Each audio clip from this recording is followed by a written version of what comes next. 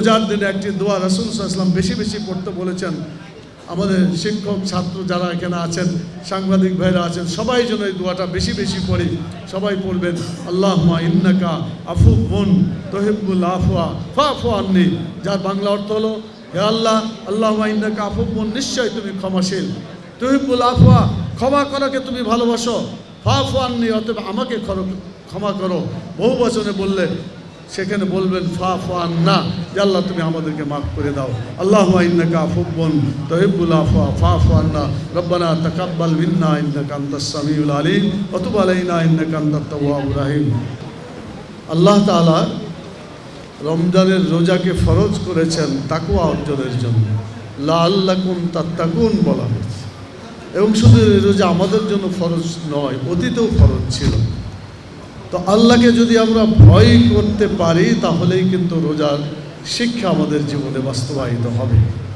আজকে আমরা আমাদের শিক্ষা সংক্রান্ত বিভিন্ন সমস্যা তুলে ধরার জন্য এবং দাবি দাওয়া পেশ করার জন্য এখানে আমরা সমবেত হয়েছি। আমাদের মনে করতে হবে ৬০-৭০ বছরের জীবনই আসল জীবন নয়। এই জীবনের শেষে আল্লাহ তাআলা যে জীবন রেখেছেন আখিরাতের জীবন, সেই জীবনের শুরু আছে, শেষ নাই। সেই জীবনকে সুন্দর করতে হলে আমাদেরকে শিক্ষা অর্জন করতে হবে, প্রকৃত শিক্ষা। কোরআনের ভাষায় ইকরা বিস্মি রাব্বিকাল্লাযী খালাক, পাঠ করো তোমার প্রভুর নামে।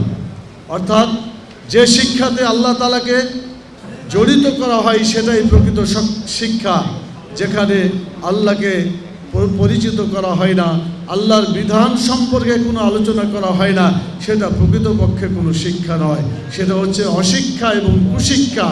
জাতীয়ভাবে মানুষের চরিত্রকে ধ্বংস করতে পারে আল্লাহ বহির্ভূত যে শিক্ষা, কোরআন হাদিস শিক্ষা বহির্ভূত যে শিক্ষা, সেটা মানুষের চরিত্রকে ধ্বংস করে।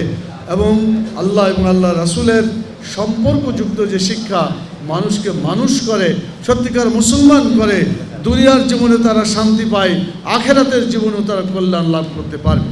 সম্মানিত শিক্ষক মণ্ডলী, সাংবাদিক বন্ধুগণ, আমি বলতে চাই 2024 সালের 5ই আগস্ট যে গণঅভ্যুত্থান হয়েছিল, সেই গণঅভ্যুত্থান করেছিল শিক্ষার সাথে জড়িত ছাত্ররা এবং শিক্ষক মণ্ডলী, সেই সাথে শ্রমিক সহ অন্যান্য সাধারণ মানুষও। এখানে শিক্ষক এবং ছাত্রদের ভূমিকাটা মুখ্য ছিল বলে আমার কাছে মনে হয়। শিক্ষকরা ছাত্রদেরকে উৎসাহিত করেছিল, আন্দোলনে ঝাঁপিয়ে পড়ার জন্য উদ্বেলিত করেছিল।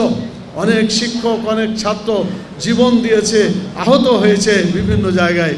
আমি দোয়া করি এই আন্দোলনে যারাই জীবন দিয়েছেন আল্লাহ তাআলা তাদেরকে শাহাদতের মর্যাদা দান করুন। যারা আহত বিভিন্ন জায়গায় রয়েছেন আল্লাহ তাআলা তাদেরকে দ্রুত সুস্থ করার ব্যবস্থা করে দিন। আল্লাহুম্মা আমিন।